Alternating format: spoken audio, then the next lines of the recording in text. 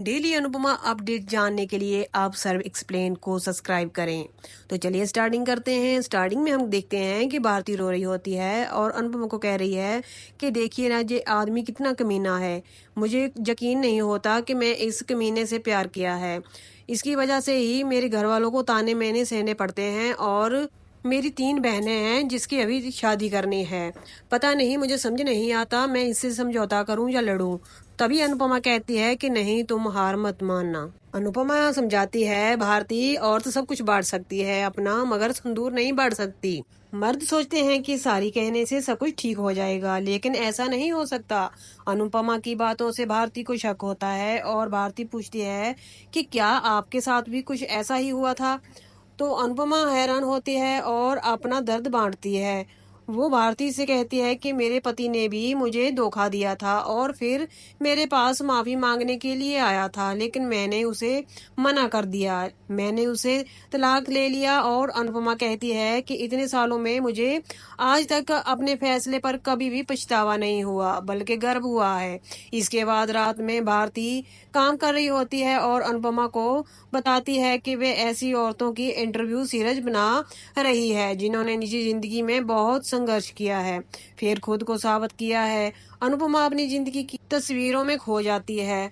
भारती अनुपमा को धन्यवाद देती है और कहती है कि जब आप कितनी भी मुश्किलों में आए, वह अपने मंगेश के पास वापस नहीं जाएगी। अनुपमा उसे समझाती है कि आगे भी राह आसान नहीं होंगे, लेकिन उसे मजबूत बने रहना है। उसी बीच भारती अनुपमा से पूछती है कि क्या उसने भी बच्चे हैं। अनुपमा हैरान होती है और उसे माही और राही की कड़वी बातें याद आती हैं। उसे पाखी और तोशु के ताने याद आते हैं और भारती जानना चाहती है कि अनुपमा अपने परिवार के साथ क्यों नहीं रहती।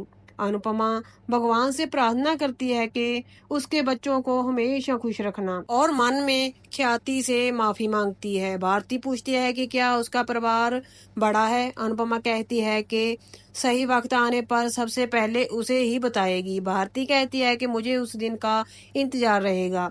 ये कहती है कि हम भी आपका परिवार ही हैं। अनुपमा अनुपमा उसे धन्यवाद कहती है। दूसरी तरफ किंजल देखती है कि तोशु लैपटॉप पर काम कर रहा है। किंजल ताना मारती है, क्या हुआ, जुआ खेलने का यहाँ अड्डा देख रहे हो। तोशु कहता है कि मैं काम कर रहा हूँ। किंजल बताने के लिए कहती है कि तोशु कहता है कि अभी सही वक्त नहीं है, लेकिन वह कुछ बड़ा करने की सोच रहा है। किंजल उसे चेतावनी देती है कि अगर तुमने ऐसी गलती हुई तो अनुपमा उसे बचाने नहीं आएगी। तोशु कहता है कि कोई भी मुझ पर भरोसा नहीं करता, लेकिन मैं इस बार सबको गलत साबित कर दूंगा। किंजल मन ही मन सोचती है कि क्या तोशु सच में ही अब कुछ और करने वाला है, अच्छा करने जा रहा है। दूसरी तरफ अनुपमा को प्रेम का कॉल आता है। अनुपमा घबरा जाती है। भारती नोटिस कर लेती है कि ये बहाना बनाकर बाहर चली जाती है। प्रेम अनुपमा से कहता है कि वह चाहता है कि अनुपमा घर लौट आए और राही से खुशियां उसकी और बढ़ जाएंगी और दूरियां खत्म हो जाएंगी। अनुपमा कहती है कुछ सपने बहुत सुंदर होते हैं, लेकिन वह सपने ही रहते हैं और वह सपना कभी सच नहीं होगा। अनुपमा बताती है कि वह बहुत बार परिवार से दूर रही है, लेकिन वापस परिवार के पास लौट गई, लेकिन इस बार वह वापस नहीं आएगी। वह नहीं जाना चाहती। प्रेम कहता है कि वह राही और अनुपमा के बीच की दूरियां मिटा देगा। अनुपमा उसे रोक देती है और कहती है कि राही ने उसे साफ साफ कह दिया है कि वह उसके परिवार से दूर रहे। अनुपमा प्रेम से रिक्वेस्ट करती है कि वह उसका नंबर डिलीट कर दे और दोबारा कॉल ना करे, क्योंकि अगर किसी को पता चल गया तो क्लेश हो जाएगा। इसी बीच राही प्रेम के पीछे आती है और उसे फोन पर बात करते हुए देखती है। अनुपमा प्रेम से कहती है कि आज के बाद मुझे फोन मत करना, राही का और अपना ख्याल रखना। राही प्रेम के पास जाती है। प्रेम उसे देखकर घबरा जाता है। इधर अनुपमा सोचती है कि मैंने सही किया, यही सही है। दूसरी तरफ राही प्रेम से पूछती है कि क्या तुम इसलिए परेशान हो क्योंकि मोटिबा ने मुझे डांटा है। वह प्रेम से कहती है कि मैं खुश हूँ, इसलिए तुम चिंता मत करो। प्रेम को राहत मिलती है। इसके बाद राही का घर का काम लिखती है और प्रेम अनुपमा का नंबर डिलीट करने का सोचता है और असंयम में पड़ जाता है, लेकिन वह नंबर डिलीट नहीं कर पाता। प्रेम राही से काम की लिस्ट लेकर उसे फाड़ देता है और कहता है कि आधा काम मैं करूंगा और आधा काम तू करेगी। राही खुश होती है और दोनों मिलकर एक नई लिस्ट बनाते हैं। दोनों खुश होते हैं और रोमांटिक पल शेयर करते हैं। दूसरी तरफ मोटिवा राजा से पूछती है कि वह इतना पैसा कहाँ खर्च कर रहा है। गौतम भी आग में घी डालता है और राजा तोशु को पैसे देने की बात छुपाना चाहता है और कहता है कि क्या अब मुझे हर पैसे का हिसाब देना पड़ेगा। मीता भी राजा का समर्थन करती है, लेकिन अनिल राजा से हिसाब पूछता है। ख्याति आरोप लगाती है कि वह पैसा परी पर उड़ा रहा है। राजा इसका विरोध करता है। काफी बहस के बाद आखिर में राजा खुद स्वीकार करता है कि उसने पैसे तोशु को दिए हैं। पराग हैरान होता है। मोटिबा नाराज होती है और गुस्सा करती है। ख्याति गुस्से में कहती है कि अनुपमा चली गई, लेकिन उसकी काली छाया हम पर आज भी मंडरा रही है। पराग कहता है कि राजा को सबको बताना चाहिए था। राही तय करती है कि वह तोशु से बात करेगी। ख्याति राही और अनुपमा के खिलाफ बोलती है और कहती है कि जब से राही के मनहूस कदम इस घर में पड़े हैं, तब से ही इस घर का बुरा समय शुरू हो गया है। तभी पराग चलाकर ख्याति को चुप रहने के लिए कहता है। दूसरी तरफ अनुपमा, भारती और जसप्रीत अपने कमरे की टपकती छत से परेशान हो जाते हैं। जसप्रीत को अनुपमा के फोन में राही की तस्वीर दिखती है और वह अनुपमा से सवाल करती है कि क्या यह तेरी बेटी है। भारती जसप्रीत को चुप रहने का इशारा करती है। भारती बात को बदल देती है। इसके बाद जसप्रीत कहती है कि आज अनुपमा में हिम्मत कैसे आ गई, जो आज उसके मोहल्ले की औरतों को इकट्ठा करके भारती के मंगेश से बचा लिया है। जय सुनकर अनुपमा अपना अतीत छुपाने का फैसला करती है। दूसरी तरफ परी तोशु पर अपनी नाराजगी व्यक्त करती है। वह रोते हुए तोशु से कहती है कि बाप अपनी बेटी से ससुराल का पानी तक नहीं पीता और आप अपने दामाद से पैसे ले रहे हैं।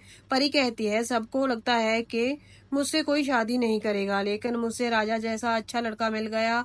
मैं राजा के साथ बहुत खुश थी, लेकिन आपने सब खराब कर दिया। वह बताती है कि कोठारी परिवार शाह परिवार को लूजर समझता है। उसे लगता है कि वह राही और मैंने पैसे के लिए ही शादी की है और आपने उनकी सोच को सही साबित कर दिया। तभी पाखी ताना मारती है कि अब तो साबित हो गया है कि परी ने राजा से शादी पैसों के लिए ही की है। तभी किंजल पाखी को चुप रहने के लिए कहती है। तोशु परी को शांत रहने के लिए कहता है तो किंजल गुस्से में तोशु को डांटती है। किंजल गुस्से में कहती है कि तुमने एक बार फिर से साबित कर दिया है कि कुत्ते की दुम कभी भी सीधी नहीं होती और ना ही कभी हो सकती है। मुझे और पूरे परिवार को कोई कई सालों से परेशान करते आ रहे हो, लेकिन अपनी बेटी को तो बख्श दो। परी दुखी होकर कहती है कि बाप के लिए बेटी परी होती है और मेरा तो नाम भी परी है, तो आप अपनी परी बेटी के साथ ऐसा कैसे कर सकते हैं। दूसरी तरफ अनुपमा मनोहर जी के घर आती है और उसे पूछती है कि वह क्या कर रहे हैं।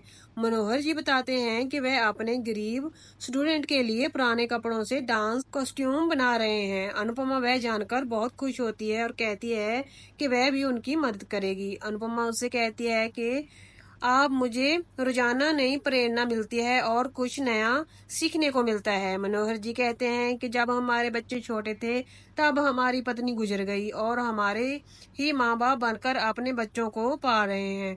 बाप बनकर पैसा कमाया और माँ बनकर घर को संभाला है। वह उसे एक अवार्ड दिखाते हैं और बताते हैं ये लाइफ टाइम अचीवमेंट का अवार्ड है जो मुझे मिला था, जो उनके दिल के करीब। अनुपमा को अपने अवार्ड की याद आती है और वह भावुक हो जाती है। इसी के साथ एपिसोड खत्म हो जाता है। अगले एपिसोड में देखने को मिलेगा कि मनोहर जी का बेटा उससे कहता है कि अगर वह प्रॉपर्टी ट्रांसफर नहीं करेंगे तो उसको मारने की भी साजिश रचेगा। अनुपमा यह सुनकर दंग रह जाती है। मनोहर जी बेहोश हो जाते हैं। अनुपमा उसे हॉस्पिटल लेकर जाती है। आज का एपिसोड आपको कैसा लगा, हमें कमेंट कर जरूर बताएं। साथ ही ऐसे डेली अपडेट जानने के लिए वीडियो को लाइक करें। तो एक एपिसोड के साथ कल मिलते हैं। अलविदा।